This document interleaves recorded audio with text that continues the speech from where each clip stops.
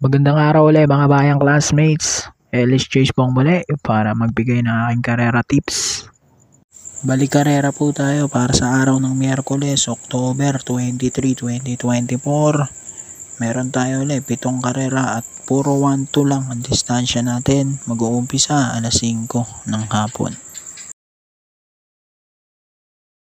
Hindi na natin papatagalin. Umpisa na agad natin. Race number 1. Start ng winner take all. Class 5 non-placer. Dito tingin ko bonus race to. Para sa numero 2 na si Princess Serena. With Charles Reyes. Galing na to sa panalo sa 1-4. Ngayon mas umigsi pa. Kaya sigurado. Kanya na tong karera na to. Kaya sasaloy na natin yan. Number 2.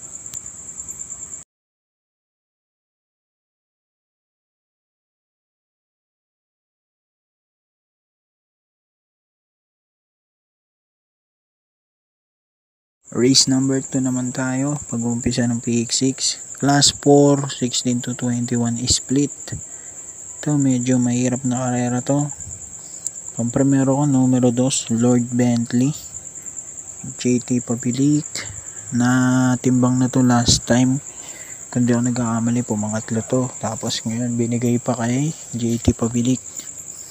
Panigundo ko yung 4, I Tell You with Mark Alvarez. May kabigatan nga lang yung dala. 57 pero lagi pa rin itong natitimbang no? Kahit ganyan yung dala-dala niyang bigat. So 2-4 ako rito.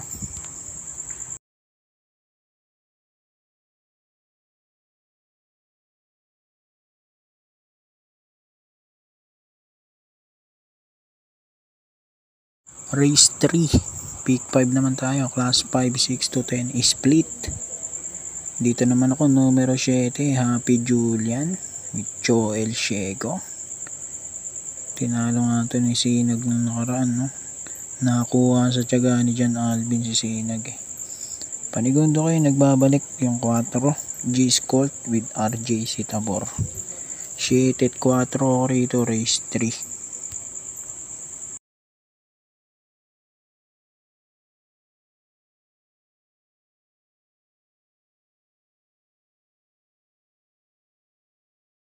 Okay, race number 4 na tayo. Pick 4. Class 5, 11 to 15 split naman to. Ito, may hirap na karera din. Dito ako numero 2. Tingin ko madidiyado pa to. Step Bell with John Alvin Guse. Panigundo ko yung numero 3 na si Shining Thunder with Albert Serios. Tingin ko parehong diyado ba to. 2 and 3.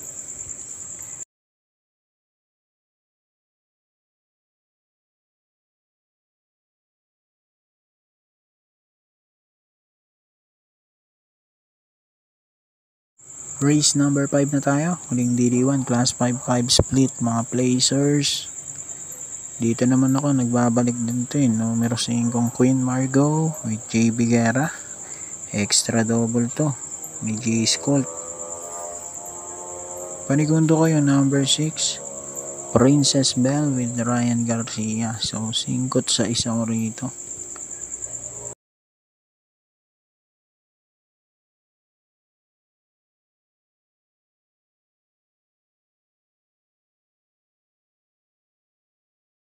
Lipat na tayo. Race number 6. Penultimate race. Class 5. 11 to 15 split naman to. Pampremero ko. Numero 1. Majestic Star with JD Calagos. Maganda ang pwesto niya. Nasa numero 1. Alam naman natin na laging sa balya to. Kung rumimate, no? Panigundo ko yung 5 High Honors with Mark Alvarez. Tingin ko siya pa rin ang mauuna dito dahil last time na naglaban sila ni Chichay, siya ang nauna dun So 1-5 ko rito.